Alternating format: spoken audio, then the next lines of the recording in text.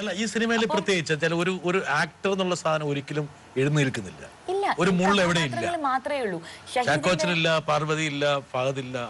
പല സിനിമകൾ നമ്മൾ കാണുമ്പോൾ കഥാപാത്രത്തിന്റെ മോളിൽ ചിലപ്പോൾ ആക്ടർ ഒന്ന് കെറുങ്ങനെ ഒന്ന് ഇവിടെ ഒരു പ്രൊജക്ഷൻ കണ്ടു. അത് സ്ക്രിപ്റ്റിലുള്ളത് കൊണ്ടാണ്. ബിക്കോസ് സ്ക്രിപ്റ്റിൽ എങ്ങനെയാന്ന് വെച്ചാൽ ഒരു സീനിലെ ഷഹീദ് പറയുന്നുണ്ട് ചില ഇഷ്ടങ്ങൾ അങ്ങനെയാണ്, അത് മാറ്റാൻ പറയരുതെന്ന് പറയുമ്പോൾ ചിലപ്പോൾ ആ ക്ലാരിറ്റി ഉണ്ടാവില്ല. എന്തുകൊണ്ടാണ് ചില സ്നേഹങ്ങളുള്ളത്? ഷഹീദ് എന്ന് പറഞ്ഞ കഥാപാത്രം എന്താണെന്നുള്ള ഷഹീദിന്റെ വീട്ടിൽ എങ്ങനെയാണ് ഷഹീദ് എന്നുള്ളതിൽ കാണിക്കുന്നുണ്ട്. അതൊന്നും സ്പൂൺ ഫീഡ് ചെയ്യുന്നില്ല മഹേഷ്, കാണിക്കുന്നേ ഉള്ളൂ. വീട്ടിൽ ജോലി ചെയ്യുന്നു, അമ്മയ്ക്ക് വേണ്ടി ജീവിക്കുന്നു, സ്വന്തം കാര്യങ്ങൾ ഒത്തിരി നോക്കിയിട്ടില്ല. പക്ഷെ ഇനി ഞാൻ എനിക്ക് വേണ്ടി ജീവിക്കുന്നു തീരുമാനിച്ച ഒരു ക്യാരക്ടറാണ് ഷഹീദ്. കുറെ വളരെ പെർസിസ്റ്റന്റ് ആയിട്ട് സമീറയ്ക്കൊപ്പം നടന്നു. ബട്ട് പെർസിസ്റ്റന്റ് എന്ന് പറഞ്ഞാൽ ജീവിത യാഥാർത്ഥ്യങ്ങൾ തന്നെയാണ് പിന്നെ ചാക്കോച്ചൻ ആ സിനിമയിലേക്ക് I'm not going to comment on that. No, I am commenting actually. That's great. Priya, Metasar's number ഞാൻ തരുന്നതായിരിക്കും. I'm not denying it.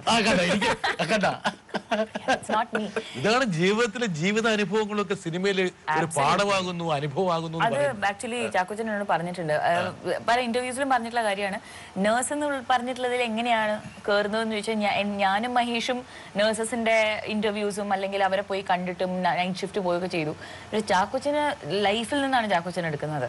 How ഫാമിലിയിലുള്ള യു ഷുഡ് ടോക്ക് അബൌട്ട്. എൻ്റെ അപ്പൻ ഒരു 4 വർഷത്തോളം ബെഡ് റിഡൺ ആയിരുന്നു. ഒരു സ്ട്രോക്ക് വന്ന് റൈറ്റ് സൈഡ് പാരലൈസ്ഡ് ആയിട്ട് കിടക്കുകയായിരുന്നു. അപ്പം എൻ്റെ അമ്മ എൻ്റെ അപ്പനെ എങ്ങനെ ടേക്ക് കെയർ ചെയ്യുന്നു എന്ന് ഞാൻ കണ്ടിട്ടുള്ളതാണ് വളരെ അടുത്ത്. ഒരു പ്രൊഫഷണൽ നേഴ്സ് എങ്ങനെയാണോ ഒരു പേഷ്യൻറ്റിനെ അല്ലെങ്കിൽ അങ്ങനത്തെ ഒരു ക്രിട്ടിക്കൽ ആയിട്ടുള്ള ഒരാളെ നോക്കുന്നത്, അതേ രീതിയിൽ തന്നെ എൻ്റെ അമ്മ എൻ്റെ അപ്പനെ നോക്കുമായിരുന്നു, with care and love, affection, everything. അപ്പം അത് കണ്ട് വളർന്നിട്ടുള്ളൊരു ചെറുപ്പം എനിക്കുണ്ടായിരുന്നു. പിന്നെ ഈ ഒരു ടെക്നിക്കൽ സൈഡിൽ അല്ലെങ്കിൽ അങ്ങനെ നോക്കുകയാണെങ്കിൽ ഞാൻ പ്രീ ഡിഗ്രി സെക്കൻഡ് ഗ്രൂപ്പ് ആയിരുന്നു. കുറച്ച് ഈ പറഞ്ഞ പോലെ മരുന്നുകളും അല്ലെങ്കിൽ ഡിസെക്ഷൻ അങ്ങനത്തെ പരിപാടികളൊക്കെ എക്സ്പീരിയൻസ് ചെയ്തിട്ടുള്ള ആളാണ് ഞാൻ. And I was good at it.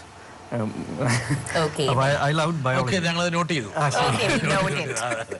മറ്റേ ജഗദീഷ് പറഞ്ഞ എംകോം ഫസ്റ്റ് ക്ലാസ്. ബയോളജിയിൽ എനിക്ക് 90% ഫിസിക്സ് കെമിസ്ട്രി ഒക്കെ വളരെ പരിതാപകരമായിരുന്നു. സോ അത് അറിയാതെ അത് എന്നെ ഹെൽപ്പ് ഔട്ട് ചെയ്യാറുണ്ട്. എനിക്ക് പാസ് മാർക്ക് മാത്രമായിരുന്നു, അതുകൊണ്ട് എനിക്ക് പോയി പറയേണ്ട കാര്യമില്ല പറഞ്ഞു.